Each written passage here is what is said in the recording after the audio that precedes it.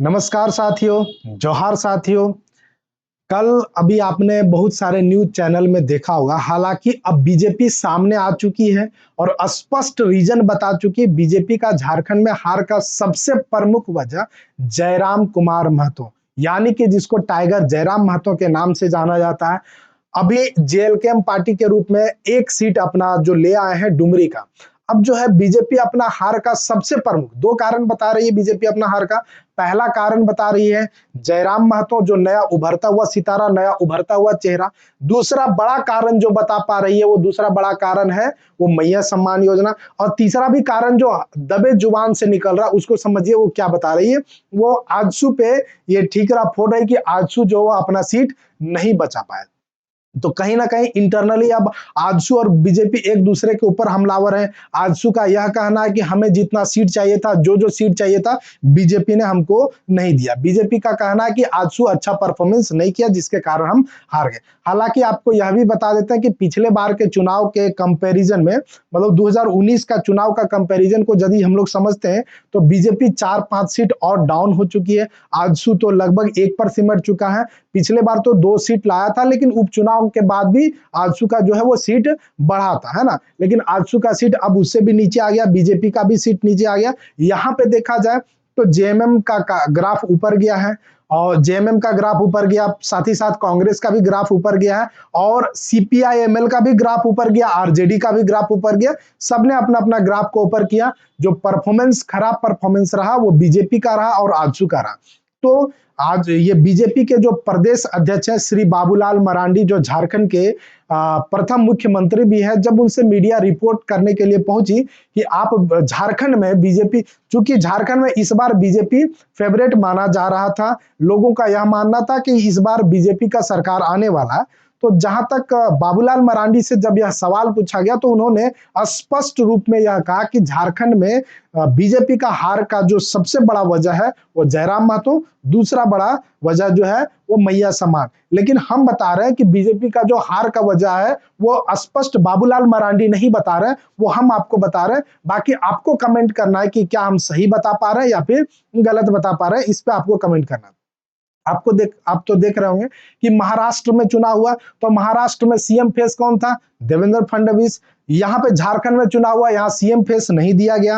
हालांकि जयराम महतो अपना खुद का सीएम फेस थे, हेमंत सोरेन अपना खुद का सीएम फेस थे। दूसरी बड़ी बात है कि झारखंड के बीजेपी के कोई भी नेता वो सामने मतलब आए ही नहीं, ग्राउंड लेवल पे आए ही नहीं। इन्होंने सोचा कि हम ऊपर ऊपर से भाषणबाजी करेंगे। आप देख रहे होंगे कि झारखंड में चुनाव हो रहा है, लेकिन झारखंड के एक भी नेता का आप कहीं बयानबाजी नहीं देखोगे, कहीं भाषणबाजी नहीं देखोगे, जनता के बीच जाते हुए नहीं देखे। आप किसको देखें?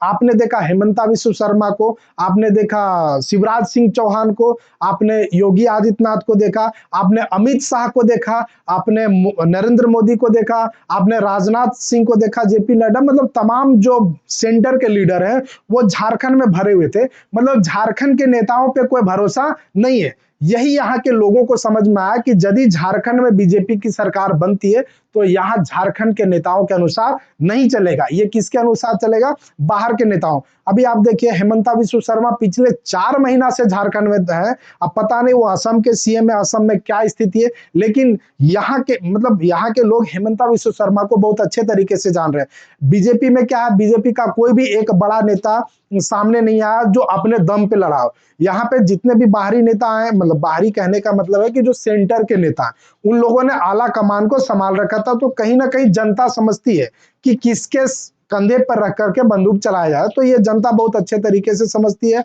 और उसको काउंटर भी करती है। तो बीजेपी का हार का कारण यह एक भी रहा। हालांकि जयराम महतो को तवज्जो नहीं दिया जा रहा था।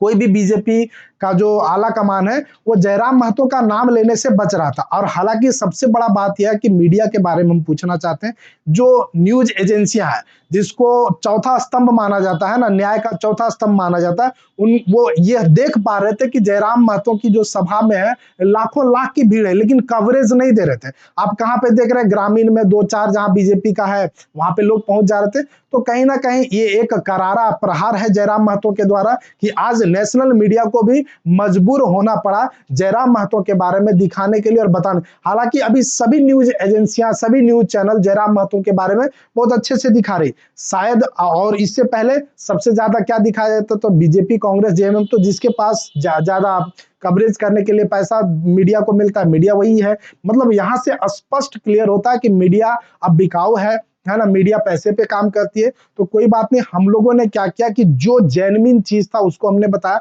हालांकि अभी जो वर्तमान में जो सरकार है, जेएमएम की सरकार है, वो यहाँ पे मैया सम्मान योजना उसके लिए काफी कारगर साबित हुआ। हालांकि अब आगे देखना है कि ये मैया सम्मान योजना कब तक चलता है ना। झारखंड की स्थिति क्या, किस स्थिति में रहेगी, इसके बारे में हम आगे भी बात करेंगे। तो मिलते हैं नेक्स्ट वीडियो में, तब तक के लिए बने रहिए। हमारे चैनल को लाइक, शेयर एंड सब्सक्राइब कीजिए। जोहार।